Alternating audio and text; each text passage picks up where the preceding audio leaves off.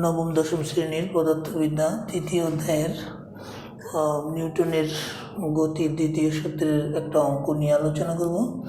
অঙ্কটা হলো যে 5 কেজি ভরের একটি স্থির বস্তুর উপর 100 নিউটন বল 10 সেকেন্ড পর্যন্ত প্রয়োগ করা হলো। এ নাম্বার বল প্রয়োগ করার কারণে ত্বরণ কত, বি নাম্বার 10 সেকেন্ড পরে বেগ কত, সি নাম্বার 20 সেকেন্ড পরে বেগ কত, ডি নাম্বার 20 সেকেন্ডে কতটুকু দূরত্ব অতিক্রম করেছে।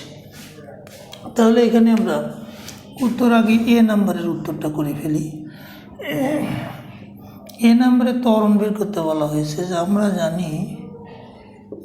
জানি এফ সমান এম এ বা এম এ সমান এফ, অতএব এ সমান এফ ভাগ এম। তাহলে এখানে এফ দেওয়া আছে 100 নিউটন বল প্রয়োগ করা হলো। এম হলো 5 কেজি ভর, 5 কেজি। তাহলে মানটা আমরা এখানে বসায় দিই, যদি যে 100 ভাগ 5, 5 20 100, তার মানে এখানে এর মান হবে 20 মিটার পার সেকেন্ড স্কোয়ার, অর্থাৎ বস্তুর ত্বরণ ছিল 20 মিটার পার সেকেন্ড স্কোয়ার। যে বি নম্বরটা বলা আছে যে 10 সেকেন্ড পরে বেগ কত, তাহলে 10 সেকেন্ড পরে বেগ যদি ভি হয়, অর্থাৎ শেষ বেগের সূত্র আমরা জানি, গতির শেষ বেগের যে সূত্র ভি সমান ইউ প্লাস এটি। তাহলে এখানে ইউ হলো 0, যেহেতু বস্তু স্থির ছিল। এ আমরা ত্বরণ বের করলাম 20 মিটার পার সেকেন্ড স্কোয়ার, আর টি 10 সেকেন্ড পরের বেগ, তার মানে টি সমান 10 সেকেন্ড। তাহলে এখানে মানটা যদি আমরা বসিয়ে দিই, 0 প্লাস এ হলো 20 ইন্টু 10, তার মানে আমরা 20 মিটার পার সেকেন্ড, অর্থাৎ 10 সেকেন্ড পরে বস্তুটার বেগ হবে 200 metre per second. C number একটু দেখি।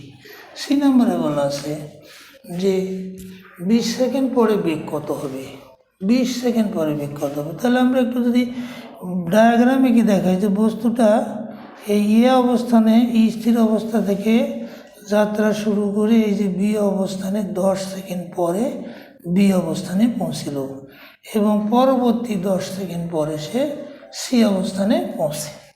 তাহলে পরবর্তী 10 সেকেন্ডে সি অবস্থানে পৌঁছে যায়।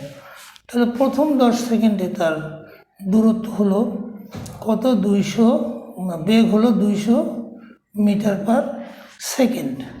যেহেতু প্রথম 10 সেকেন্ড বল প্রয়োগ করা হয়েছে, কাজে বি বিন্দুতে, এ থেকে বি বিন্দুতে পৌঁছায় তার বেগ হবে 200 মিটার পার সেকেন্ড, এবং পরবর্তীতে যেহেতু বল প্রয়োগ বন্ধ ছিল, কাজে সি বিন্দু পর্যন্ত বস্তুটা একই বেগে 200 মিটার পার সেকেন্ড বেগে এই বস্তুটা চলবে। তার মানে এইটা আমরা বলতে পারি যে 20 সেকেন্ড পরেও বস্তুর বেগ 200 মিটার পার সেকেন্ড থাকবে। অতএব 20 সেকেন্ড পর বেগ একই থাকবে, 200 মিটার পার সেকেন্ড থাকবে। এইটা আমাদের সি নাম্বারটা হয়ে গেল। এখন আমরা ডি নাম্বারটি নিয়ে একটু আলোচনা যদি করি, যে ডি নাম্বারে বলা আছে যে 20 সেকেন্ড সময়ে কতটুকু দূরত্ব অতিক্রম করেছে। তাহলে আমরা দেখি যে প্রথম 10 সেকেন্ড পর্যন্ত বল প্রয়োগ করা হলো। তাহলে প্রথম 10 সেকেন্ডে এ ত্বরণে বস্তুটা বি বিন্দুতে পৌঁছে, এবং বি বিন্দুতে পৌঁছার পরে আর বল যেহেতু প্রয়োগ করা হয়নি 10 সেকেন্ড পরে, কাজে পরবর্তী 10 সেকেন্ড ওই বি বিন্দুতে যে বেগ ছিল 200 মিটার পার সেকেন্ড, এই সমবেগেই বস্তুটা সি বিন্দুতে উপনীত হবে।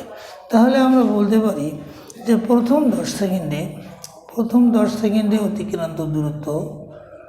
অতিক্রান্ত দূরত্ব আমরা যদি S1 দিয়ে দিই, তাহলে কি হবে, ইউটি প্লাস হাফ এটি স্কোয়ার। তাহলে এখানেও আমাদের ইউ হবে 0, এখানে ইউ সমান 0, তারপর এ সমান আমরা বের করলাম 200 মিটার পার সেকেন্ড স্কোয়ার ত্বরণ, আর টি হলো প্রথম 10 সেকেন্ড 10 সেকেন্ড। তাহলে আমরা এখানে মানটা পেয়ে যাই 0 into 10 plus half into 20 into 10 square. তাহলে 10 স্কোয়ার এখানে আমাদের হচ্ছে 100 মিলে হয়ে 2000, তাকে হাফ 2 দিয়ে ভাগ করলে হবে, এইটা হবে 1000 মিটার। 1000 মিটার দূরত্ব প্রথম 10 সেকেন্ডে অতিক্রম করে। এবার দ্বিতীয় 10 সেকেন্ডে অর্থাৎ বি থেকে সি বিন্দুতে সমবেগে বস্তুটি সমবেগে সি বিন্দুতে যায়। তাহলে আমরা দ্বিতীয় 10 সেকেন্ড এ অতিক্রান্ত দূরত্ব যদি S2 হয়, তাহলে S সমান ভি ইন্টু S2 সমান ভি ইন্টু টি, যেহেতু সমবেগে দূরত্বটা অতিক্রম করে। তাহলে ভি কত? ভি আমরা জানি 200 মিটার পার সেকেন্ড, আর টি হলো পরবর্তী 10 সেকেন্ড। তাহলে আমরা এখানে পেয়ে যাই কত? 200 গুণন 10 সমান 2000 মিটার পেয়ে যাই পরবর্তী 10 সেকেন্ডে অতিক্রান্ত দূরত্ব। অতএব 20 সেকেন্ডে মোট অতিক্রান্ত দূরত্ব